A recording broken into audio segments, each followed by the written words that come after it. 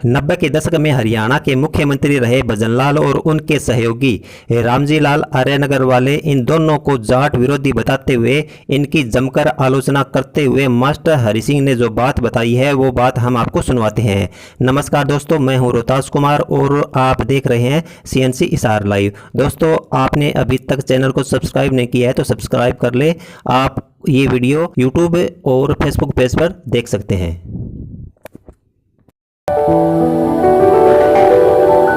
साथियों, दो दो छोटी छोटी बात है और 1.5-2 मिनट का टाइम है, और जो मैं बात कहूंगा उसको जरा ध्यान से सुनने का। 56 साल का समय हो गया कि 1968 से लेकर के आज तक हम जो जान रहे, हमने चुनाव लड़े भी हैं, चुनाव लड़ाए भी हैं, चुनाव देखे भी हैं। और 56 साल में क्या देखा कि 56 साल में जो अपना समाज, मेरा अपना समाज जाट है, जाट समाज के वोट 2 पार्टियों में आते थे। हमेशा 2 पार्टियों की टिकट होती थी, और ये भजनलाल जो थे ये अकेले लड़ते थे। और उसके बाद हमारा वोट बंटता था, ये अकेले लड़ते थे, इनका वोट ज्यादा था। शुरू में 68 में बढ़ने के बाद इसने एक करी चालाकी समाज को तोड़ने की, और चालाकी ये थी कि बिश्नोइया के वोट थे 15-20 हजार और हमारे वोट थे घने। तो इन देखा भाई कदे न कदे ये ढाले थे न।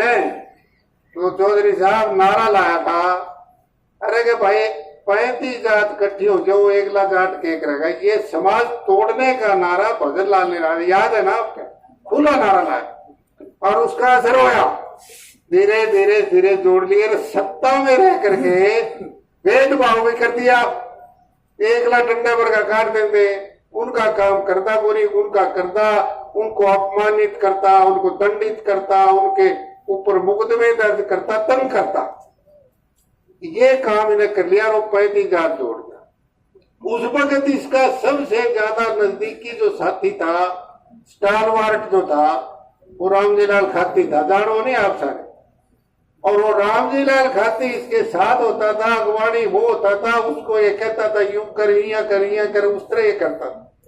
और रामजी लाल खाती खुद भी हमारे प्रति जहर रखता था, हमारे प्रति द्वेष की भावना रखता था, और ऊपर से भजनलाल भी उसके हमारे से द्वेष रखता था। तो परिणाम क्या होता था? हमारे लोग पिछवाड़े में थे, ना उनका कोई काम, ना उनका मान, ना हमारा सम्मान।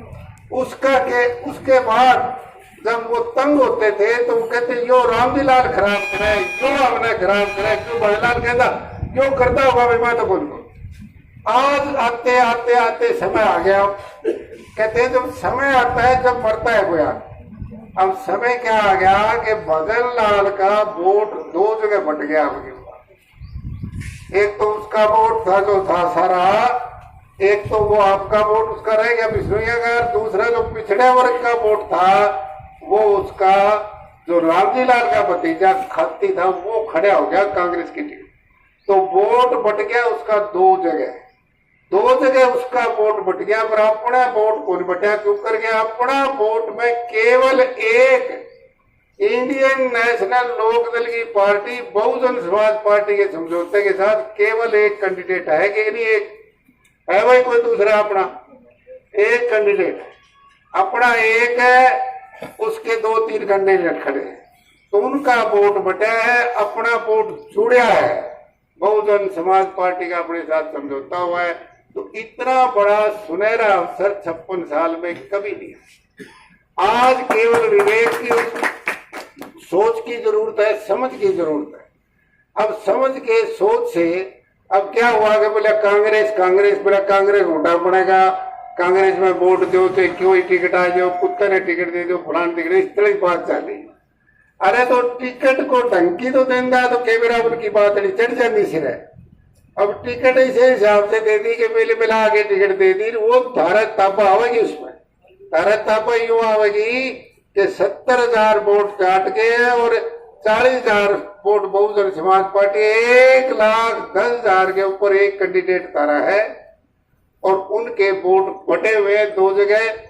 इसलिए ये समीकरण है बहुत सुनहरा। अब वो एक मैं कल करता वो बात कर रहा था चूड़ी कला में, तो चूड़ी कला में एक आदमी खड़ा हो गया, बोला पाठ जी एक बात थे कोनी कही माँ कौन सी भाई, कह लगा एक बात थे भूल गया जान के कही कोनी मनो बता, कह लगा यो हमारा आरक्षण हुआ था जाट आरक्षण पता हो गया था, तो जाट आरक्षण में हम हमारा हक की बात कह रहे थे, हक मांग रहे थे अपना, हम कह रहे थे भाई अहीर गुजर सैनी को जो आरक्षण मिलता है उसमें हमारा भी सील करो, तो हम आरक्षण में आंदोलन चला लिया था, और उस आंदोलन में हमारा बहुजन समाज पार्टी, दलित समाज, जितना भी ये दलित समाज के लोग थे वो कहने लगे भी ठीक है, उन्होंने हमारा विरोध नहीं किया, क्यों बोले, कहने लगे भाई हमारा अलग है, इनका अलग आरक्षण मांगे, हमारा तो हक मांगे, तो उन्होंने हमारा विरोध नहीं किया और इन्होंने विरोध किया कि नहीं किया बताओ, ये जो अपना था गनवाड़ा और ये दूसरे गनवाड़ा गोदा को मारे, क्यों भाई उसका क्या हक दे, इन खातिया का क्या हक दे अपन, बोले इन्होंने अपना विरोध कराया भाई, तो बोले हम इसने वोट कैसे दे देंगे, ये बात उन्होंने कही, तो ये बात उन्होंने कही कि हम इनको वोट कैसे दे देंगे, अरे भाई कई उठे कहने देते थे, बोले उठे क्या हम बिक रहे, हमके जाना को नहीं, हमारी ताकत को हम पहचानते।